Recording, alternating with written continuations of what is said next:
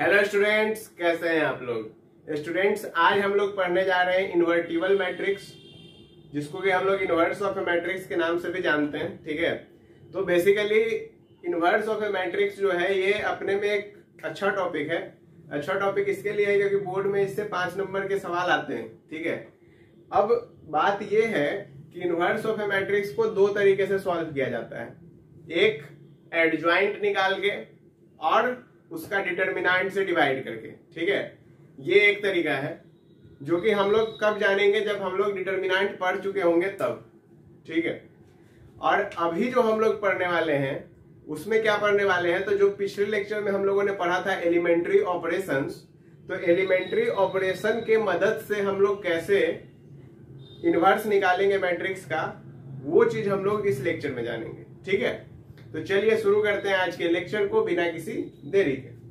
देखिए बच्चों, invertible matrix क्या होता है, तो ए स्क्वायर मैट्रिक्स, पहला बात कैसा होगा, स्क्वायर मैट्रिक्स होगा। A of order N is said to be invertible if there exist a square matrix of same order N such that A B is equal to B A is equal to I. कहने का मतलब ये हुआ कि एक square matrix है, ठीक है, एन ऑर्डर का, मतलब कि मान लीजिए कि एन ऑर्डर का कहने का मतलब कि एक ये स्क्वायर मैट्रिक्स ले लो 2 क्रॉस 2 का, ऐसा कुछ।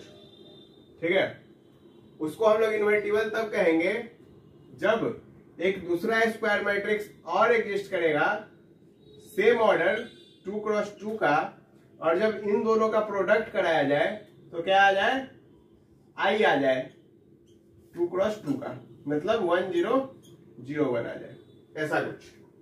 ठीक है, तो इस कंडीशन में बी जो मैट्रिक्स होगा इसको हम लोग क्या कहेंगे, इनवर्स ऑफ मैट्रिक्स ए, और इसको डिनोट कैसे किया जाता है, ए इनवर्स से। बात कुछ कुछ समझ में आया, कुछ कुछ समझ में नहीं आया। ठीक है, यदि कुछ कुछ समझ में आया तो वो क्या आया कि दो मैट्रिक्स को मल्टीप्लाई करवा रहे हैं, एक मैट्रिक्स है ए, दूसरा मैट्रिक्स है बी, और दोनों को मल्टीप्लाई करवा के हमको आना क्या चाहिए, आई। यानी कि यहां पे कुछ ऐसा कह रहा है कि ए बी बराबर आई, बी ए बराबर आई, या फिर A B is equal to B A is equal to I, ये कंडीशन है। ठीक है, तो अब हम लोग को सबसे पहले तो ए निकालना पड़ेगा। सॉरी, मतलब कहने का मतलब ये हुआ कि हमको ए पता होगा, बी पता होगा, ठीक है, और यहाँ पे हमको आई भी पता है। क्लियर। अब हमको यदि इनवर्स निकालना है तब हमको क्या होगा कि हमको ए पता होगा, बी नहीं पता होगा, आई पता है। तो इस तरह से हम लोग इसको जो है सॉल्व करने वाले होंगे। ठीक है, अब मान लीजिए कि इसका एक एग्जांपल हम लोग लेते हैं, एक मिनट, इसका एक एग्जांपल हम लोग देखते हैं।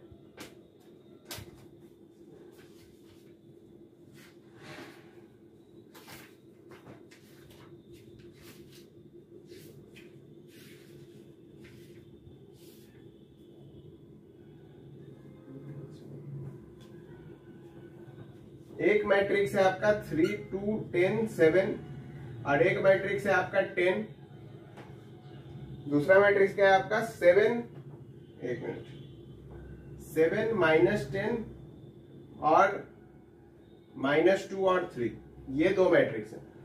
अब यदि तुम इसका प्रोडक्ट करोगे तो 3 7 जा 21, 3 7 जा 21 और -4, एक मिनट, कुछ तो गड़बड़ है, 3 2 3 2 10 और 7, ऐसे है। ठीक है, चलो देखो, 3 7 जा 21 और 10 2 जा 20, तो कितना हो गया, 21 - 20 यानी कि 1 आ गया। ठीक है, -30 और +30 0, 7 2 जा 14 और -14 0, -20 और +21 यानी कि 1, तो ये तो आ गया। अब इस हिसाब से देखो बी ए निकालो, 7 3 जा 21 और -10 2 जा 20, ठीक, 1 आ गया। कैसे कर रहा हूं समझ आ रहा है, कोई परेशानी इसमें नहीं हो रहा है। तुम ए बी निकाल लो, यही आएगा, तुम इसका बी ए निकाल लो, यही आएगा। तो इस कंडीशन में क्या हो गया, ये इसका इनवर्स हो गया। यदि ए मैट्रिक्स ये दे रखा है तो इसका इनवर्स क्या होता, बी होता। ठीक है, तुमको यदि इनवर्स निकालने के लिए कहा जाता और ए मैट्रिक्स दे रखा होता ये, तो इसका इनवर्स क्या होता, ये होता। क्लियर। चलो कुछ खास बातें जो कि तुमको ध्यान रखने योग्य है कि यदि बी ए का इनवर्स है तो ए भी बी का इनवर्स है, यानी कि if A inverse is equal to B then B inverse is A. ये भी बात बराबर है, समझ में आएगा। उसके अलावा यदि ए बी बराबर बी ए बराबर आई हम ऐसा कह रहे हैं तो बी का B inverse is equal to A होगा। सेम वे जहां मैंने ये बोला कि matrix B is called inverse of A matrix, यानी कि matrix B is called inverse of A matrix, यानी कि A inverse is equal to B and vice versa B inverse is equal to A, जैसा कि यहाँ पे हमको समझ आ गया। उसके अलावा inverse of A square matrix if exist is unique. अब भाई बात इफ एग्जिस्ट क्यों आया, कंडीशन तो यहाँ पे उठा दिया। तो देखो जब हम लोग रो ऑपरेशन करेंगे या फिर कॉलम ऑपरेशन करेंगे, इसको सॉल्व करने के लिए यही तो करेंगे क्योंकि एलिमेंट्री ट्रांसफॉर्मेशन से कर रहे हैं। तो यदि हम लोग रो ऑपरेशन और कॉलम ऑपरेशन करते हैं और हमारा कोई एक रो जीरो आ जाता है, क्या बोला मैंने, हमारा कोई एक रो जीरो आ जाता है, तो वहां पर क्या होगा, वो मैट्रिक्स एग्जिस्ट ही नहीं करेगा। बात समझ आया कि नहीं आया। वहां पर उस मैट्रिक्स का मतलब मैट्रिक्स तो एग्जिस्ट करेगा, मैट्रिक्स का इनवर्स एग्जिस्ट नहीं करेगा। बात समझे कि नहीं समझे। मान लीजिए कि एक 1 2 3 आया और 9 10 11 आया कुछ ऐसा, और एक रो आ गया पूरा 0 0 0, तो इस कंडीशन में हमारा inverse of A matrix does not exist. ठीक है, और यदि inverse of A matrix exist तो यूनिक होगा, यानी कि दो मैट्रिक्स, एक मैट्रिक्स ए है 2 क्रॉस 2 का और एक मैट्रिक्स बी है 3 क्रॉस 3 का। ठीक है, तो अब इन दोनों के लिए कोई एक मैट्रिक्स सी इन दोनों का इनवर्स नहीं हो सकता है। बात समझ आएगी नहीं यार, क्लियर है। या फिर ऐसा मान लीजिए कि एक मैट्रिक्स है 2 क्रॉस 2 का, दूसरा भी मैट्रिक्स है 2 क्रॉस 2 का है, फिर भी एक कोई तीसरा मैट्रिक्स सी जो है क्या होगा, इनके लिए सेम इनवर्स लाके नहीं देगा, यानी कि दोनों का इनवर्स कभी सेम नहीं हो सकता है। मैट्रिक्स का इनवर्स क्या होगा, यूनिक होगा। कंडीशन क्या है मैट्रिक्स के इनवर्स के लिए कि भाई हमेशा मैट्रिक्स कैसा होना चाहिए, स्क्वायर होना चाहिए। क्लियर, इतना बात। अब हम लोग रो ट्रांसफॉर्मेशन और कॉलम ट्रांसफॉर्मेशन की हेल्प से कैसे क्या क्या नियम है, जब रो ट्रांसफॉर्मेशन लगाएंगे और जब कॉलम लगाएंगे तब क्या क्या होगा, ये देखते हुए कुछ क्वेश्चंस देखेंगे आगे। देखिए स्टूडेंट्स, अब हम लोग बात कर लेते हैं कि इनवर्स निकाला कैसे जाए। ठीक है, तो इनवर्स निकालने के दो तरीके हैं, पहला रो वाइज और दूसरा कॉलम वाइज। ठीक है, यदि हम लोग रो वाइज चाहते हैं तो हमको ए बराबर आई इंटू ए करना पड़ेगा, और यदि हम लोग कॉलम वाइज जाते हैं तो A is equal to A into I करना पड़ेगा। ठीक है, यहाँ पे A is equal to I into A होगा और यहाँ पे ए इंटू आई होगा। बात क्लियर, बस यही अंतर आ जाता है रो वाइज और कॉलम वाइज में। ठीक, बाकी रूल सेम है। रूल क्या है, ए इज इक्वल टू आई ए किया, जब कॉलम में होगा तो क्या होगा, ए इज इक्वल टू ए आई हो जाएगा। और उसके बाद हम लोग को ट्रांसफॉर्म करना है ए को किस में ट्रांसफॉर्म कर देना है, आई में, और हम लोग को आई को भी उसी के साथ साथ ट्रांसफॉर्म होते जाएगा। अब जो इस आई में चेंज होगा वही हमारा फाइनल इनवर्स हो जाएगा, बस यही होता है। ठीक है, चलिए सवाल से देखते हैं, कुछ यदि खास पहले नहीं पढ़ा तो। देखिए ये हमारा क्वेश्चन है। अब इसमें 6 -3 -2 और 1 दिया। ठीक है, अब हम लोग को क्या करना है कि हम लोग चलते हैं, चलिए रो ट्रांसफॉर्मेशन करते हैं। तो क्या होगा, रो में ए इज इक्वल टू आई ए, तो भाई ए का वैल्यू अब दोनों जगह नहीं डालना है, एक ही जगह डालना है। तो यानी कि 6 -2 -3 और 1 इज इक्वल टू आई, यानी कि 1 0 0 1 और इंटू ए। ठीक, अब तुम्हारा इसको सॉल्व करोगे तो यहाँ पे तुमको 1 चाहिए सबसे पहले। ठीक है, तो यहाँ पे 1 चाहिए, तो यानी कि हम लोग को क्या करना पड़ेगा, तुम गौर करो तो R1 में क्या करना है, क्या हम लोग इसको ऐसा लिख सकते हैं कि R1 को हम लोग 1/6 कर दिए, तो ये 1 हो गया। अच्छा, ये -2 और 1 ही रहा, अब ये 1/6 हो गया, तो ये -1/2 हो गया। ठीक है, यहाँ पे इसका वैल्यू देखो क्या हो जाएगा, इसका वैल्यू 1/6 हो जाएगा, ये 0 हो जाएगा, ये 0 और ये 1 ही रहा। ठीक है, यानी कि जैसे जैसे तुम इधर चेंज करोगे इसमें भी चेंज होगा, दोनों साइड चेंज रिफ्लेक्ट हो रहा है। अब क्या होगा, अब तुम क्या काम करोगे, इसको 0 बनाना है। यदि तुमको इसको 0 बनाना है तो क्या करना पड़ेगा, अभी मत लिखो कि हमको R2 में चेंज करना है, और R2 में क्या चेंज करना है, इसको 0 बनाना है, यानी कि R2 + 2R1। क्या ये चीज 0 बना देगा, बिल्कुल बना देगा। तो ये 0 बन गया, बढ़िया। तो तुम यहाँ देखो तो 1 प्लस यहाँ पे तो -1 आ रहा है, यानी कि ये भी 0 हो गया, और ये -1/2 हो गया। अरे ये क्या हुआ, और दादा ये क्या हुआ, देखो यहाँ पे ये 1/6 है, ये 0। ठीक, यहाँ पे जब चेंज होगा, यहाँ पे जब चेंज होगा तो तुम्हारा क्या होगा, ये 0 से R2 + 2R1, यानी कि 2R1 जब करोगे तो 2/6, देखो 0 + 2/6, यानी कि ये क्या हो गया, 1/3 हो गया। और यहाँ पे यदि तुम देखोगे तो 1 और प्लस 0 से कुछ भी बना तो 1 ही हो गया। लेकिन लेकिन लेकिन लेकिन क्या हमको इसके आगे इसको सॉल्व करने का जरूरत है, क्या इसके आगे हमको इसको सॉल्व करने का कोई भी जरूरत है? ये तुम मेरे बातों को गौर से सुनोगे लेक्चर में तो तुम बोलोगे नहीं। क्यों नहीं? इसलिए नहीं मेरे दोस्त, क्योंकि देखो यहाँ पे जो एक रो है हमारा, ये पूरा रो ही 0 हो गया। अरे अरे दुख हुआ। दुख की बात यह है कि एक पूरा रो 0 हो गया। अब जब मैंने बताया कि जब भी कभी ऐसा केस आए कि जब तुम्हारा एक पूरा का पूरा रो क्या हो जाए, शून्य हो जाए, या फिर एक पूरा का पूरा कॉलम शून्य हो जाए, तब हमें क्या करना है, हमें बुद्धिमानी का काम करते हुए वहां से कट लेना है। मतलब कि इसका जो है क्या होगा, इसका इनवर्स पॉसिबल नहीं होगा, इनवर्स इसका क्या होगा, एग्जिस्ट ही नहीं होगा। ठीक है, तो इसमें हमको बस लिख देना है इनवर्स डज नॉट एग्जिस्ट मित्र। ठीक है, क्लियर है, समझे? चलिए इसको देखते हैं, वो क्या क्वेश्चन है, उसको भी हम लोग को क्या करना है, इनवर्स निकालना है। और उसका इनवर्स भी हम लोग निकालेंगे रो ट्रांसफॉर्मेशन से ही।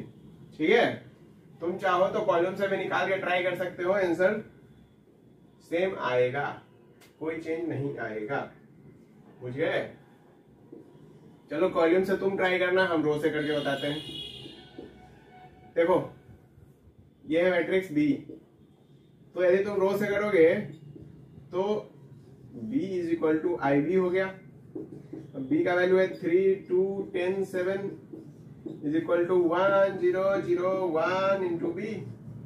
पहले इसको 1 बनाओ, कैसे बनाओगे? ये तुम देखो मेरे दोस्त, तो तुमको यहाँ पे दिखेगा कि R1 में यदि हम R1 - R2 कर दें तो ये 1 हो गया, ये 2 हो गया, ये 10 में 7 यानी कि 3 हो गया, और ये 7 हो गया। बढ़िया, ये तुम्हारा R1 - R2 यानी कि 1 हो गया, 0 हो गया, -1 हो गया, और 1 हो गया × B हो गया, ये होगा। अब ये तुम देखो तो हम क्या कर सकते हैं, इसको 0 बनाना है, इसको 0 बनाना है, मतलब इसको यदि 0 बनाना है तो मतलब, अभी रहने दो, इसको मत लिखो। क्या कर सकते हो, देखो यार सोचो, R2 में चेंज करना है, थोड़ा बुद्धि लगाना पड़ेगा। R2 - 2R1 क्या बन गया, 0, 1 हो गया, 3 हो गया। अच्छा, R2 - 2R1 मतलब 1 - 2 हो गया ना, और ये 7 - 6 यानी कि 1 हो गया। बढ़िया, यहाँ पे 1 - 1 एज इट इज रह गया, R2 में चेंज हो रहा है, यानी कि 0 और माइनस हो गया कितना तुम्हारा 2। ठीक है, 2R1 है, तो 0 - 2 क्या हो गया, 0 - 2 क्या हो गया, 0 - 2, देखो -2 आया। बढ़िया, गुड गुड। और आगे देखो, यहाँ पे तुम्हारा क्या होगा, ये 1 है, ठीक है, तो 1 माइनस और -2 कितना हो गया, ये 3 हो गया। बढ़िया, तो ये कितना आ गया, -2 और 3 आ गया। गुड, इसको हटाओ, कोई काम नहीं इसका। अब देखो ये 2 ऑपरेशन आ गया, यहाँ पे आ जाओ, यहाँ देखते हैं। अब यहाँ पे जो है तुम्हारा क्या है, ऐसा डब्बा, ऐसा दूसरा डब्बा, और इनटू B। बढ़िया, अब यहाँ पे हमको बस इसको 0 बनाना है। अब इसको 0 यदि बनाना है तो यानी कि हमको R1 में चेंज करना है, और R1 में क्या चेंज करना है, R1 माइनस 3R2। यदि हम ऐसा करते हैं तो देखो 3 बनेगा, ये 3 माइनस 3 0 हो जाएगा, यानी कि 1 0 0 ना मित्र 1 0 ऐसा। अब ये जो है -2R3 तो एज इट इज रह गया, यहाँ पे R1 के साथ छेड़छाड़ करना है, तो R1 यानी कि 1 माइनस और 3R2, तो 3 और 2 6, लेकिन माइनस के साथ तो प्लस, तो ये हो गया 7, और ये क्या हो गया, ये हो गया तुम्हारा R1 यानी कि -1 और -9 यानी कि हो गया -10, यानी कि B का जो इनवर्स हुआ वो क्या हो गया 7 माइनस 10 -2 और 3, तो इनवर्स क्या हो गया, क्या हुआ, ये वाला वैल्यू, समझे। यदि तुम एग्जाम्पल जाके देखोगे वीडियो को थोड़ा सा बैक करके ना, तुमको दिखेगा कि मैंने यही एग्जाम्पल दिया था जब A into B is equal to I था, तब मैंने ये चीज यहाँ पे फिर क्यों निकाला। तुम्हारे दिमाग में ये सवाल आएगा कि जब मैंने वहां पे बताया तो ये यहाँ पे क्यों निकाला। यहाँ पे मैंने बच्चों इसके लिए निकाला ताकि तुम्हें ये चीज समझ आ जाए कि अच्छा कि ये जो बातें हैं ये सही है, ठीक है, ऐसा नहीं है कि कुछ रैंडम बोला गया है, ठीक है। तो मुझे उम्मीद है कि तुम अब, जैसा मैंने एलिमेंट्री ऑपरेशन जिन लोगों ने देखा होगा, तो मैंने उसमें 3x3 मैट्रिक्स के भी क्वेश्चन बनाए हैं, समझाए हैं, ठीक है। और इनवर्स ऑफ ए मैट्रिक्स में मैंने तुमको कुछ क्वेश्चन बता दिए और जो मेन कॉन्सेप्ट था वो बता दिया। यहाँ पे ये बात चलो नोट करके लिख ही लो, either if a whole row और column is 0 then inverse doesn't exist.